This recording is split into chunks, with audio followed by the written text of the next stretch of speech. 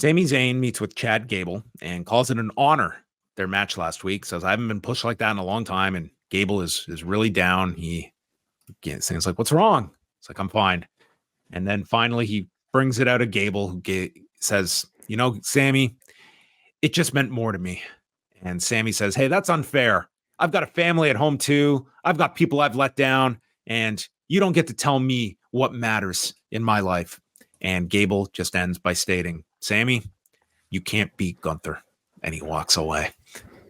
Big reaction for that line from the audience. That was like the type of ooh line. And this was definitely, I think, my favorite thing on this edition of Raw was everything to do with Sami. And Sami Zayn were great on this show. Just in this segment alone, I felt like there was so much potential here because you were initiating a storyline that is perfect for the Sami Zayn underdog character. His entire current arc leading up to WrestleMania has been he's a guy trying to regain his confidence. He's lost several matches and he's building himself back up now against arguably the most difficult challenge in the entire company.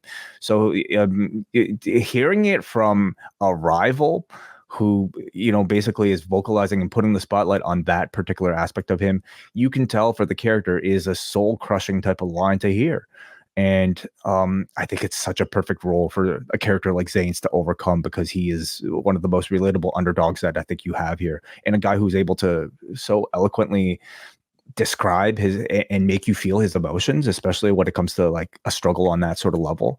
And beyond that, it's a great role for Chad Gable, to have him continue to be attached to a WrestleMania program. Adam Pearce is in the ring for the contract signing for the IC title match. Zayn's out first.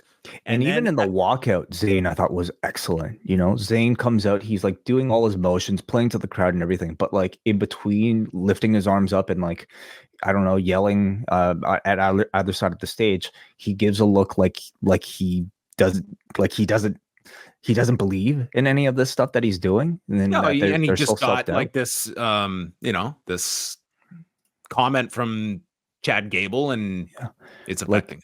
Like Zayn is the type of performer that is so good at everything, even between the promos, between the in-ring action. Like the walkout, you could tell is a part that he's thought a lot about, and he nailed it here.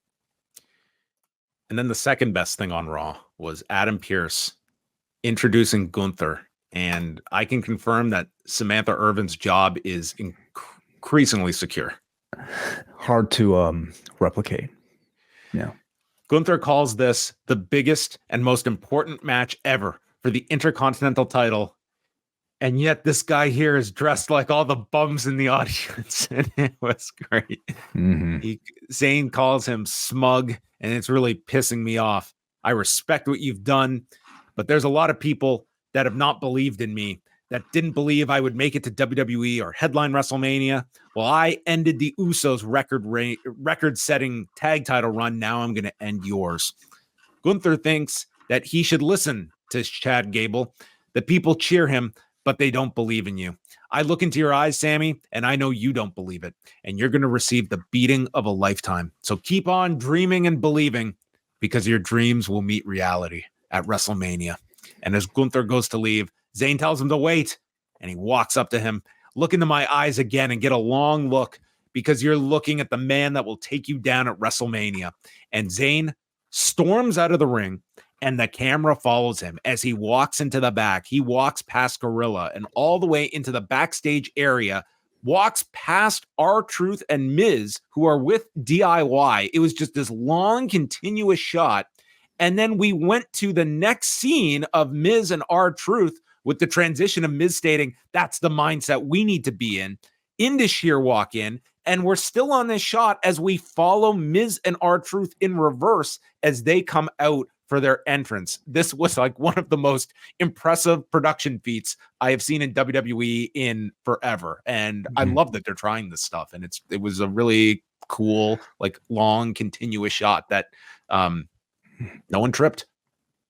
That I think is the most impressive aspect of it all. Yeah. I mean, they've done, transitional segments in the back where like one segment bleeds into another. It's pretty commonplace right now, but they've never done something going from an in-ring speaking segment to a backstage speaking segment back to an in-ring match all in one continuous take. Now, it's when you know the layout of like, you know, the gorilla and everything, you almost ask why they haven't done it up until this point, but nonetheless, incredibly difficult, great blocking, great work from the cameraman, the grips, everybody who, you know, helped to devise and create this particular thing. This is the type of thing that I think could be overdone, but I hope to see it continue, like used, you know, sparingly, because I thought it was used to great effect.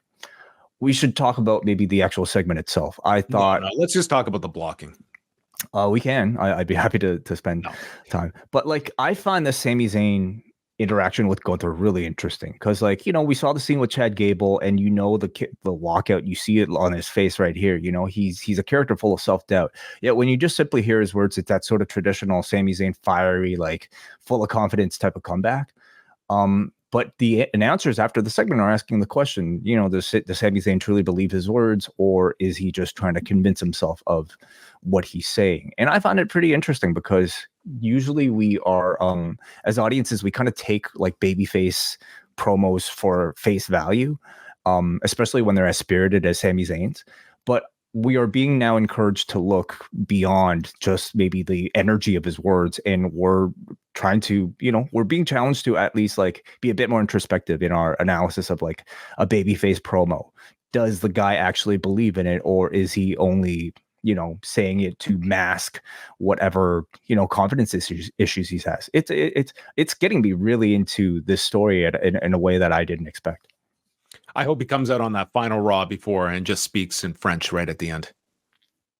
Why? Before Elimination Chamber. Oh, yeah, just to boost his confidence. Like, yeah, I don't think this will land in Brooklyn the same way. No, I thought this was a great segment. I continue to think that Gunther is just like a fantastic personality. Great. Yeah, so great. Sami Zayn finds Chad Gable backstage and says, "Why don't you think I can beat him?" And Gable explains, "It's not just physical with Gunther, it's mental. Gunther is on a different level and something you've never dealt with before. You win by waiting to find a window of opportunity. There will be no window of opportunity against Gunther, and you need to change your mentality or else you can't win." I love this. Like, just wonderful logic, you know, in Chad Gable's words. I mean, first of all, it's a continuation of a serious Chad Gable. One of my concerns was after this run up to WrestleMania and him failing, he just go back to, you know, thank you and shoosh and being Alpha Academy Chad Gable. He's kept the suit. He's hopefully retired the t-shirt, and he's kept keeping up this incredibly motivated, serious character that I think could be a bigger star simply by being attached to this. Like, Gable doesn't even have to have a match at WrestleMania, but simply being like what feels almost like a coach now, you know, of sorts, like an Apollo Creed type of, you know, character for Sami Zayn to motivate him to get that confidence up there. I think it's a great role for Gable, and really interesting. Like, you look for opportunities. So what's he saying here? You look for heels to make a mistake before you capitalize and win, and he's saying Gunther makes no mistakes. You need to have the greatest performance of your career, and you can play off of, you could, I mean, you only have a few weeks here, but like you could have Gable in this role of basically breaking down Sami Zayn because you need a better version of you. The version of you that failed against Roman Reigns is going to fail against Gunther, and you can tie all of that together. Yeah. And you can have multiple things. I do feel this should be the Gunther title loss. Yeah. And I think that Gable should be kind of in this like mentor role, but ultimately one who, like, his designs are on the title, not helping this guy. Yeah. Prior to this, like tonight, I wasn't so sure that Sami was going to be the one to beat Gable or Gunther, like, because I don't think Sami needed to win, and I think there was enough life in a Gunther post WrestleMania run as IC champion. But because the storytelling has the potential not to be so good for Sami, I could definitely see him beating Gunther as well. So really great stuff for the IC title picture.